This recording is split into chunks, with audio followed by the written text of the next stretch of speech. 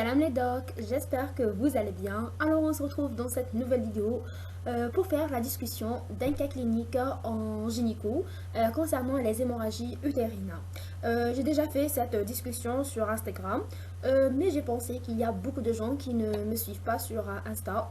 C'est pour ça que j'ai décidé de la poster sur YouTube. هكا الناس كامل تستفاد من هذا le cas clinique. Alors, notre cas clinique dit qu'une gestante a 35 semaines d'aménorrhée, âgée de 28 ans, G2, P0, aux antécédents d'utérus cicatriciel, consulte pour des métrorragies rouges vives de moyenne abondance. À l'examen, l'utérus est souple. La première chose à faire, c'est de chercher les mots-clés qui vont nous aider à répondre aux questions. Donc, la première chose, c'est de chercher les mots-clés. Alors, les mots-clés, c'est 35 semaines d'aménorrhée, c'est l'âge gestationnel, c'est le deuxième geste, utérus cicatriciel, les métrorragies rouges vifs de moyenne abondance et l'utérus souple. Alors, la première question dit, quel est le diagnostic le plus probable?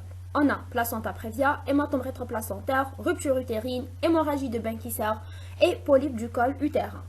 Le cas clinique, il parle des hémorragies au cours de la grossesse et plus précisément des hémorragies au cours du troisième trimestre de la grossesse vu l'âge gestationnel.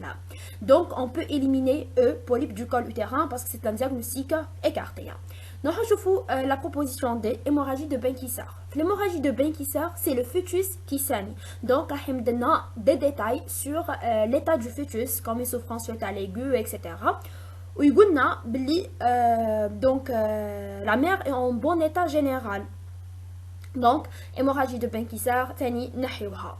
نشوفوا rupture utérine. عندنا aussi un détail sur les douleurs, donc les douleurs qui sont intenses, la palpation pardon, d'un fœtus sous la peau, etc. Donc, نحيو ثاني rupture utérine. نشوفوا hématome rétroplacentaire, là aussi il nous donne encore un détail, c'est la tension artérielle, donc qui me donne les chiffres tensionnels, ça nous oriente vers un HRP. Et aussi, dans l'HRP, les hémorragies ou bien les métrorragies que nous noirettres et qui sont de faible abondance, et même l'utérus il dur, c'est un utérus en bois, donc on élimine aussi B.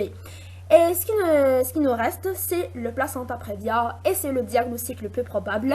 Et même les hémorragies rouges vifs de moyenne abondance et l'utérus souple, c'est parmi les critères diagnostiques du placenta prévia. Donc, le diagnostic le plus probable ou le diagnostic retenu, c'est le placenta prévia. Alors, la deuxième question, quels sont les examens nécessaires pour confirmer le diagnostic? Donc, c'est les examens qui nous permettent de confirmer le diagnostic du placenta prévia. On commence par la proposition A, le toucher vaginal. Donc, le toucher vaginal est une contre-indication le placenta prévia. Donc, A, nahiouha. Deuxièmement, examen sous spéculum. Oui, c'est pour confirmer l'origine endo-utérine du saignement. Donc B est juste. La proposition C, test à la diamine oxydase, non. Échographie endovaginale, oui. Et c'est d'ailleurs la première chose à faire en cas de suspicion d'un placenta prévia. Donc la proposition D, échographie endovaginale, est juste. Et enfin, l'IRM fœtal, non, on ne fait pas l'IRM fœtal pour confirmer un placenta prévia. Donc, les deux propositions retenues, c'est l'examen sous spéculum pour confirmer l'origine endo-utérine du saignement. Et on a l'échographie endovaginale. Et donc, voilà, une échographie endovaginale. Donc, c'est les propositions B et D. Alors, la troisième question dit que l'imagerie objective un placenta postérieur atteignant le tiers inférieur de la vessie. De quel type s'agit-il? Faites la question, c'est FADA, c'est la FADA de la classification échographique de B6. Donc c'est un placenta postérieur qui atteint le tiers inférieur de la vessie, c'est le type 3. Donc la proposition juste est D. Alors la quatrième question, Le risque de placenta accreta est augmenté vu l'utérus cicatriciel. Quel examen complémentaire pratiquez-vous pour confirmer l'accrétisation? Premièrement, on a l'enregistrement du rythme cardiaque fœtal. Non. L'enregistrement du rythme cardiaque fœtal ne permet pas de confirmer l'accrétisation, donc A est fausse. Deuxièmement, B, échographie abdominale. Et la proposition C, échographie 3D. Non, l'échographie n'est pas performante pour confirmer l'accrétisation. Concernant la proposition D, TDM abdominopelvienne, non, et la TDM est contre-indiquée au cours de la grossesse, donc D aussi est fausse. Ce qui nous reste, c'est l'IRM pelvienne, et oui, c'est l'examen qui permet de confirmer l'accrétisation. Donc la proposition juste, c'est E, l'IRM pelvienne. Alors, la dernière question, malgré le traitement tocolytique, les métrorragies deviennent de grande abondance. Quelle est votre conduite à tenir? Premièrement, la réanimation médicale. Oui, on doit faire la réanimation médicale vu l'abondance des saignements, donc A est juste.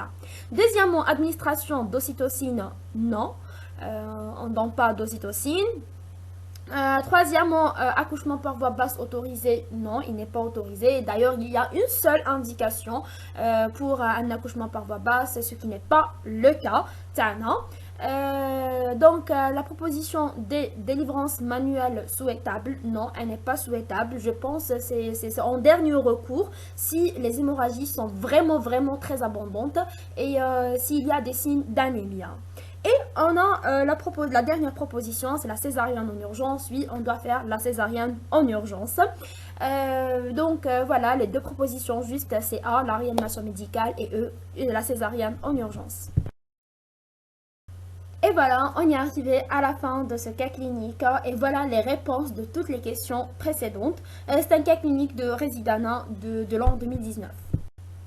Alors, si vous avez d'autres avis ou si vous avez des questions, n'hésitez pas de les laisser en commentaire. Comme je vous dis toujours, je suis là pour répondre.